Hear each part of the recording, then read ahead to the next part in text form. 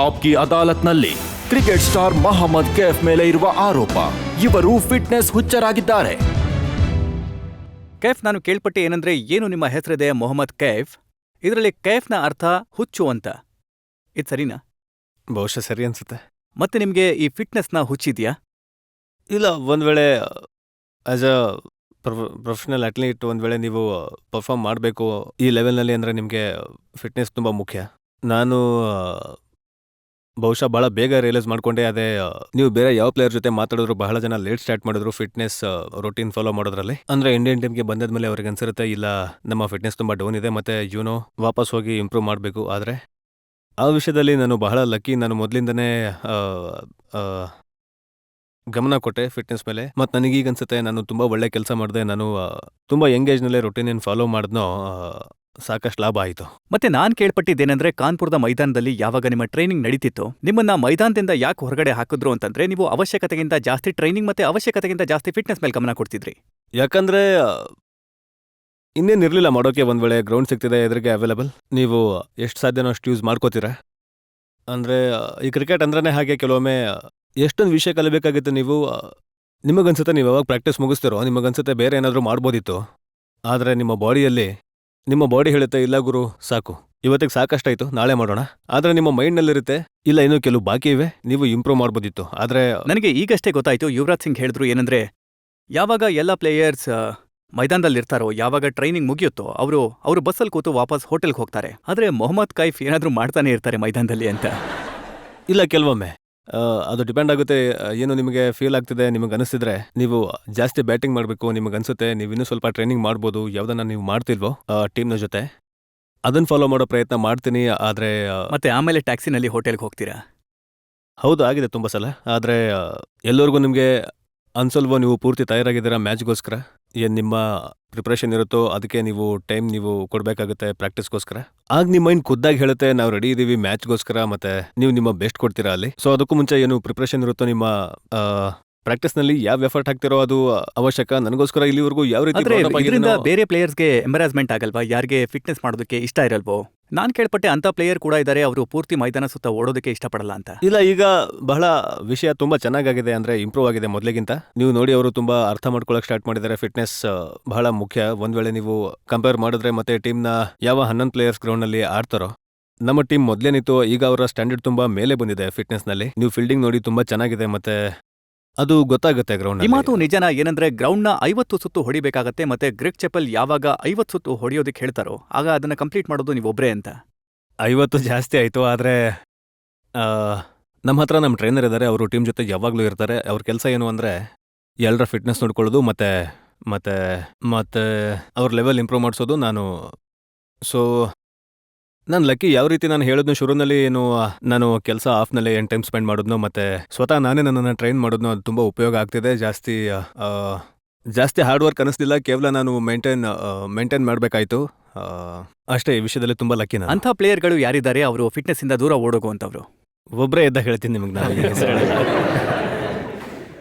Greg ಚೆಪಲ್ ದೂರ ಕೊಡೋರು ಏನಂದ್ರೆ, ಸೌರವ್ ಗಂಗೂಲಿ ಪೂರ್ತಿಯಾಗಿ ಫಿಟ್ನೆಸ್ಗೋಸ್ಕರ ಮೈದಾನಕ್ಕೆ ಬರ್ತಿರ್ಲಿಲ್ಲ ಅಂತ. ನನ್ನ ಪ್ರಕಾರ ಅವ್ರಿಗೆ ತುಂಬ ಕಡಿಮೆ ಟೈಮ್ ಆಗಿದೆ. ಈಗ 3-4 ತಿಂಗಳು 6 ತಿಂಗಳಾಗಿದೆ. ಅವ್ರಿಗೆ ಹಾಗೆ ಅನಿಸ್ತಿರ್ಬೋದು. ಆದರೆ ಈ ಟ್ರೈನಿಂಗ್ ಪ್ರೋಗ್ರಾಮ್ ಇದೆ ಎಲ್ಲರೂ ಫಾಲೋ ಮಾಡಲೇಬೇಕಾಗುತ್ತೆ. ಮತ್ತು ನಮ್ಮ ಟ್ರೈನರ್ ಇದರೆಲ್ಲ ಪೂರ್ತಿ ರೆಕಾರ್ಡ್ ಮಾಡ್ತಾರೆ, ಟ್ರ್ಯಾಕ್ ಮಾಡ್ತಾರೆ ಯಾವ ಪ್ಲೇಯರ್ ಹೇಗೆ ಏನು ಮಾಡ್ತಾನೆ ಅಂತ. ಸೊ ನನ್ನ ಪ್ರಕಾರ ಅವ್ರಿಗೆ ಅದರಲ್ಲಿ ಇಷ್ಟೊಂದು ಡೌಟ್ ಅನ್ನಿಸ್ಲಿಲ್ಲ ಅವರು ಟ್ರೈನಿಂಗ್ ಮಾಡ್ತಿದ್ದಾರಾ ಇಲ್ವಾ ಅಂತ. ಆದರೆ ನೀವು ಮ್ಯಾಚ್ಗೂ ಮುಂಚೆ ಫಿಟ್ನೆಸ್ ಟೆಸ್ಟ್ ಕೊಡಬೇಕಾಗುತ್ತೆ. ಅದು ಎಲ್ಲ ಪ್ಲೇಯರ್ಸ್ಗೂ ಕಂಪಲ್ಸರಿ ಆಗಿರುತ್ತೆ. ನಿಮ್ಗೊಂದು ಸರ್ಟನ್ ಲೆವೆಲ್ ತನಕ ರೀಚ್ ಆಗಬೇಕಾಗುತ್ತೆ. ಅದಕ್ಕೆ ನನ್ನ ಪ್ರಕಾರ ಇದು ಟ್ರೈನರ್ ಕೆಲಸ, ಮತ್ತು ಅವ್ರಿಗೆ ಗೊತ್ತು ಅವರು ಏನು ಮಾಡಬೇಕು ಅಂತ. ನಿಮ್ಮ ಜೊತೆ ಇರುವಂತಹ ಪ್ಲೇಯರ್ಗಳು ಏನಿದ್ದಾರೆ ಅವ್ರು ಹೇಳ್ತಾರೆ ಇವನಿಗೆ ಪೂರ್ತಿ ಹುಚ್ಚಿಡ್ದಿದೆ ಈ ಫಿಟ್ನೆಸ್ನ ಬಗ್ಗೆ. ಮೊಹಮ್ಮದ್ ಕೈಫ್ ಯಾವಾಗ ಮಲಗಿರ್ತಾನೋ ನಿದ್ದೆಲೂ ಕೂಡ ಓಡ್ತಿರ್ತಾನೆ. ಇಲ್ಲ ಗೊತ್ತಿಲ್ಲ ಅದು ಯಾರು ಹೇಳಿದ್ ನಿಮಗೆ ಅಂತ. ಅದು ಅಷ್ಟು ದೊಡ್ಡ ವಿಷಯ ಏನೂ ಇಲ್ಲ. ಅದು ಅಷ್ಟೇ, ನಿಮಗೆ ರೆಸ್ಟ್ ಮುಖ್ಯ ಆಗಿರುತ್ತೆ. ಎಷ್ಟು ನೀವು ಟ್ರೈನಿಂಗ್ ಮಾಡ್ತಿರೋ. ಒಂದ್ ವೇಳೆ ನೀವು ಬಾಡಿ ಮತ್ತೆ ಮೈಂಡ್ಗೆ ರೆಸ್ಟ್ ಕೊಡ್ಲಿಲ್ಲ ಅಂದ್ರೆ ನೆಕ್ಸ್ಟ್ ಟೈಮ್ ಮತ್ತೆ ಟೈರ್ಡ್ ಆಗಿರ್ತೀರಾ. ನೀವು ಬ್ಯಾಲೆನ್ಸ್ ಮಾಡ್ಕೊಂಡು ಹೋಗ್ಬೇಕಾಗತ್ತೆ. ಸೊ ಒಂದ್ ವೇಳೆ ನೀವು ಓವರ್ ಟ್ರೈನಿಂಗ್ ಮಾಡ್ತಿದ್ರೆ ಅದು ಕೂಡ ಕೆಟ್ಟದ್ದು, ಮತ್ತೆ ಕಮ್ಮಿ ಟ್ರೈನಿಂಗ್ ಮಾಡ್ತಿದ್ರೆ ಅದು ಕೆಟ್ಟದ್ದು. ನೀವು ಒಂದ್ ವೇಳೆ ಎಂತ ಸ್ಟೇಜಿಗೆ ತರಬೇಕು ನಿಮ್ಮ ಬಾಡಿನ ಮತ್ತೆ ಮೈಂಡ್ನ ಅಂದ್ರೆ ಬ್ಯಾಲೆನ್ಸ್ ಟ್ರೈನಿಂಗ್ ಮಾಡಬೇಕಾಗುತ್ತೆ ನೀವು. ಆದ್ರೆ ನೀವು ನಿಜವಾದ ವಿಷಯ ನನಗಿನ್ನೂ ಹೇಳಿಲ್ಲ. ಈ ವಿಷಯ ನಿಜನಾ? ನೀವು ಅವಶ್ಯಕತೆಗಿಂತ ಜಾಸ್ತಿ ಟ್ರೈನಿಂಗ್ ಮಾಡ್ತೀರಾ? ಇಲ್ಲ, ಕೆಲವೊಮ್ಮೆ ನಿಮ್ಮ ಮೈಂಡು ಖುದ್ದಾಗೆ ಹೇಳುತ್ತೆ ನಿಮ್ಮ ಅವಶ್ಯಕತೆ ಏನು, ಮತ್ತೆ ನಿಮ್ಮ ಅಂದ್ರೆ ಬಾಡಿಯ ಯಾವ ಪಾರ್ಟ್ ವೀಕ್ ಆಗ್ತಿದೆ ಅಂತ ಖುದ್ದಾಗಿ ಅನ್ಸುತ್ತೆ. ಈ ರೀತಿ ಎಷ್ಟು ಸಲ ಆಗಿದೆ ಏನಂದ್ರೆ ಫಿಸಿಯೋ ನಿಮ್ಮನ್ನ ಜಿಮ್ ಇಂದ ಹೊರಗಡೆ ಹಾಕಿರೋದು ತುಂಬಾ ಜಾಸ್ತಿ ಆಯ್ತು ಅಂತ? ಆ, ತುಂಬ ಸಲ ಆಗಿದೆ. ಯಾವಾಗ ಅವ್ರಿಗೆ ಅನ್ಸುತ್ತೋ ಪರ್ಫಾರ್ಮ್ ಮಾಡ್ತಿಲ್ಲ ಅಂತ ಅವ್ರಿಗೆ ಅನ್ಸುತ್ತೆ, ಇವನು ತನ್ನ ಟೈಮಲ್ಲಿ ಎಲ್ಲಿ ಆಕ್ಚುಲ್ ಆಗಿ ಹಾಕಬೇಕೋ ಅಲ್ಲಿ ಕಡಿಮೆ ಹಾಕ್ತಿದ್ದಾನೆ ಮತ್ತೆ ಜಿಮ್ನಲ್ಲಿ ಜಾಸ್ತಿ ಹಾಕ್ತಿದ್ದಾನೆ ಅಂತ. ಸೊ ಅದರ ಪರ್ಮಿಷನ್ ಸಿಗುತ್ತೆ, ನೀವು ಹೊರಗೆ ಹೋಗಿ ಅಲ್ಲಿ ಜಾಸ್ತಿ ಗಮನ ಕೊಡಿ. ಸೊ ಈ ಥರ ಆಗುತ್ತೆ ಕೆಲವೊಮ್ಮೆ. ಆದರೆ ನೀವು ಮೇನ್ಲಿ ಟ್ರೈ ಮಾಡ್ತೀರಾ ಎರಡು ವಿಷಯನ ಸರಿಯಾಗಿಡೋಕೆ. ಏನು ಔಟ್ಡೋರ್ ಪ್ರಾಕ್ಟೀಸ್ ಇರುತ್ತೋ ಮತ್ತೆ ಏನು ಜಿಮ್ಮಿಂಗ್ ಮಾಡ್ತಿರೋ ಅದರಲ್ಲಿ ಬ್ಯಾಲೆನ್ಸ್ ತುಂಬ ಮುಖ್ಯ. ಮತ್ತೊಮ್ಮೆ ಪಬ್ಲಿಕ್ ಹತ್ರ ಕೇಳೋಣ, ಜನರು ಯಾರಾದ್ರೂ ಪ್ರಶ್ನೆ ಕೇಳೋದಕ್ಕೆ ಇಷ್ಟಪಡ್ತಾರಾ ಅಂತ. ನಾನು I am coming from Pakistan, Karachi. ನನ್ನ ಪ್ರಶ್ನೆ ಏನಪ್ಪಾ ಅಂತಂದ್ರೆ, ನೀವು ಕರಾಚಿ ಮ್ಯಾಚಲ್ಲಿ ನೀವು ಬ್ಯಾಟಿಂಗಿಗೆ ಬರಲೇ ಇಲ್ಲ, ಅದಕ್ಕೂ ಮುಂಚೆ 0 ಔಟ್ ಆಗಿದ್ರಿ. ಕೋಚ್ ಒಂದ್ ವೇಳೆ ನಿಮ್ಮ ಹತ್ರ ಗಂಗೂಲಿನ ಫಸ್ಟ್ ಟೆಸ್ಟಲ್ಲಿ ಆಡಿಸ್ಬೇಕಾ ಅಥವಾ ನಿಮ್ಮನ್ನ ಆಡಿಸ್ಬೇಕಾ ಅಂತ ಕೇಳಿದ್ರೆ ನೀವೇನು ಹೇಳ್ತೀರಾ? ಅಬ್ವಿಯಸ್ಲಿ ಯಾವ ಪ್ಲೇಯರ್ ಬೇಡ ಅಂತನಲ್ಲ ಆಡೋಕೆ, ಸ್ವತಃ ಬಯಸ್ತಾರೆ ಚಾನ್ಸ್ ಸಿಗ್ಲಿ ಅಂತ. ಮತ್ತೆ ಈ ಗೇಮ್ ಹೇಗೆ ಅಂದರೆ, ನೀವು ಬಯಸ್ತೀರಾ ಆಡಬೇಕು ಅಂತ ಆದರೆ ಏನು ಆಗುತ್ತೆ, ಡಿಸಿಷನ್ ಟೀಮ್ ಮ್ಯಾನೇಜ್ಮೆಂಟ್ನ ಕೋಚ್ ಕ್ಯಾಪ್ಟನ್ ಡಿಸೈಡ್ ಮಾಡ್ತಾರೆ. ಬೆಸ್ಟ್ ಪ್ಲೇಯರ್ಸ್ ಇದ್ದಾರೆ ಈ ಟೀಮ್ನ ಅಗೇನ್ಸ್ಟ್, ಮತ್ತೆ ಅವ್ರು ಆಡಬೇಕು. ಹಾಗಾಗಿ ನನ್ನ ಪ್ರಕಾರ ಈ ಸೆಲೆಕ್ಷನ್ ಮಾಡೋದು ತುಂಬ ಕಷ್ಟದ ಕೆಲಸ, ಎಸ್ಪೆಷಲಿ ಇಂಡಿಯಾದಲ್ಲಿ. ಯಾಕಂದರೆ ಯಾವತ್ತು ಜನ ಅಂದರೆ ನಿಮ್ಮನ್ನು ಹೊಗಳಲ್ಲ. ಒಂದ್ಸಲ ಹೇಳ್ತಾರೆ, ಯಾವಾಗಲೂ ನಿಮ್ಮ ತಪ್ಪು ಹುಡುಕ್ತಾರೆ.